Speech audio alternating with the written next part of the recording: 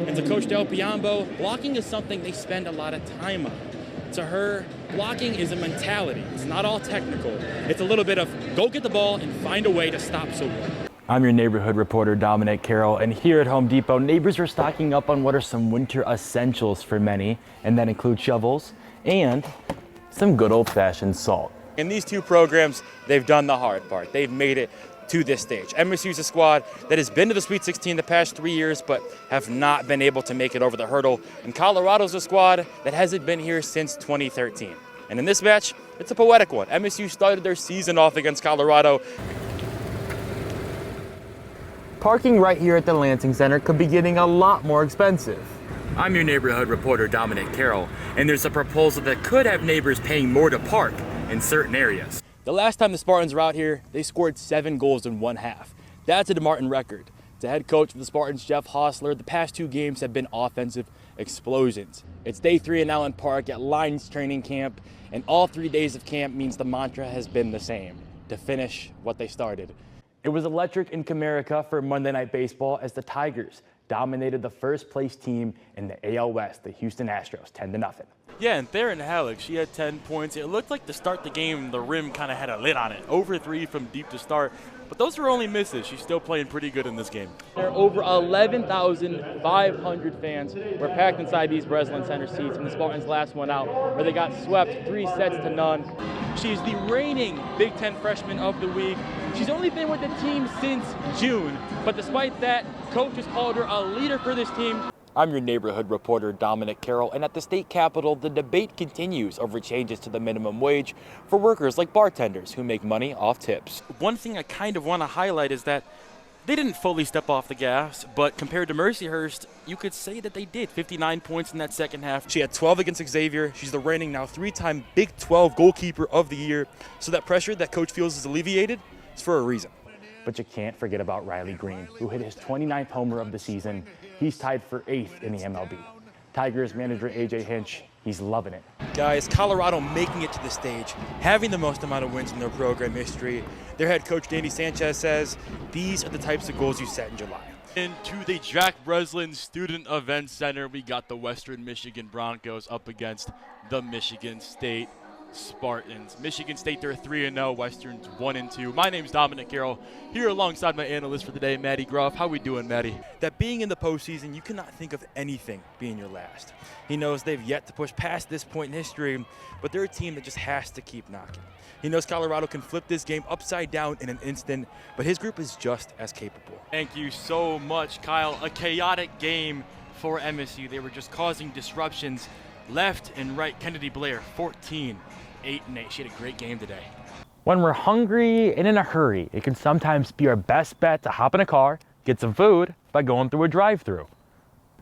But there's another option for neighbors in need.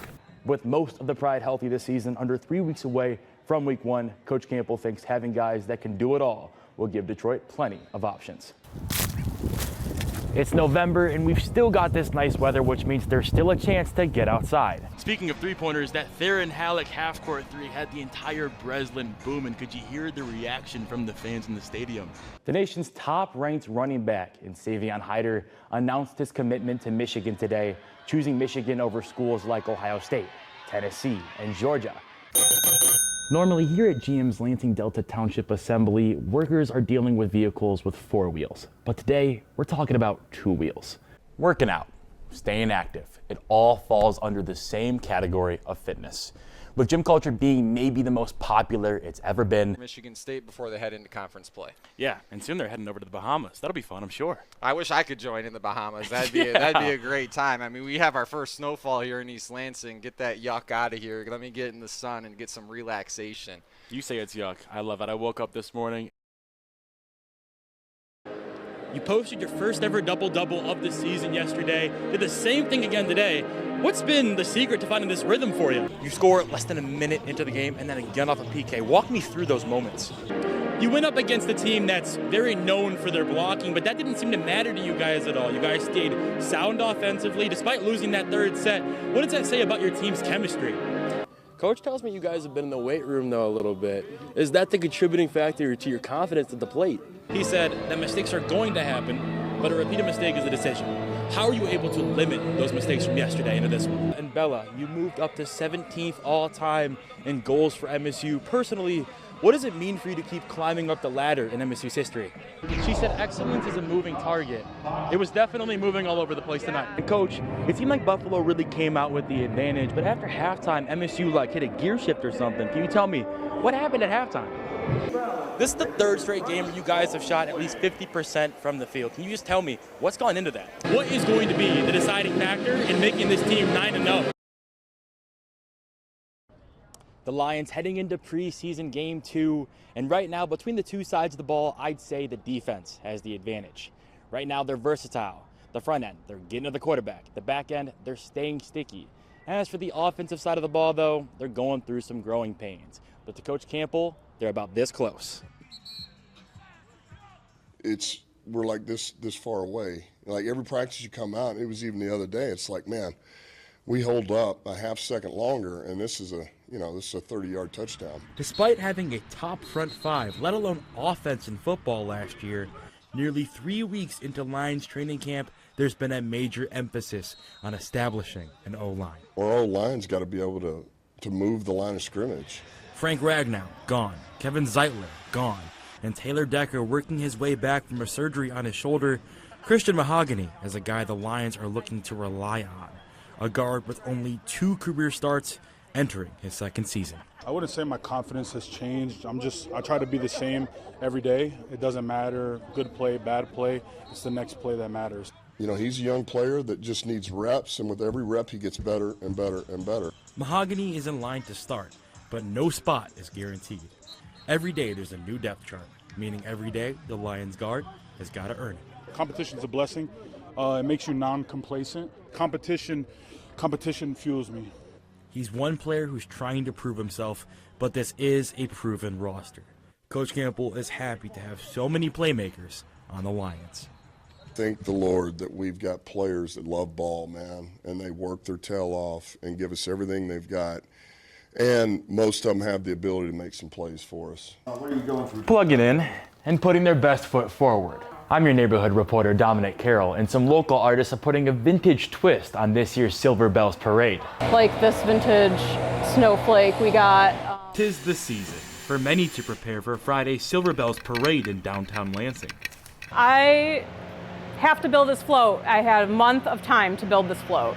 And I've never built a float before, so obviously I needed a lot of help. Where's that green string? Adrienne Gilardi is the owner of Art of Adrienne, a business where she's been painting murals all over Michigan since 2018. However, this time her canvas is a lot more mobile.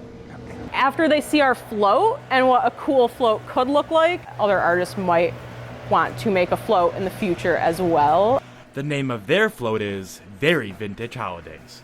So we choose the vintage theme because my husband actually used to own a vintage shop here. It was called Lovely Junk, and it burnt down. And Todd Parkhill has been a one-man construction crew. So we were able to get our hands on a trailer, and I was able to find a whole bunch of spare scrap wood and used all of the worst curvy, splintery bits to hammer and screw them together into this framework. But why are these artists expanding their canvases? Lansing desperately needs a lot of collaborative places for artists. Here, just about, I think. And to this couple, alongside the help of some volunteers, Silver Bells is the perfect chance to showcase their art.